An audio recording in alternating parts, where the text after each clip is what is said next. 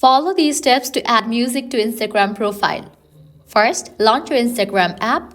Now, navigate to the profile page. For that, click on the profile icon given at the bottom right corner. Now, click on the option Edit Profile. Now, click on the option Music. Now, here you're gonna find list of the music. You can select any of it to add in your profile, or else what you can do is search for a specific music.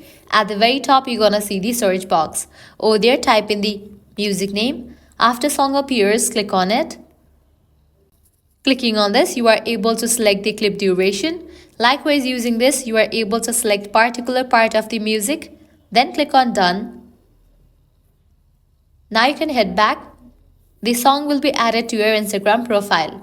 So this way you are able to add music to Instagram profile. If this guide was helpful, don't forget to like, share and subscribe to our channel. Thanks for watching.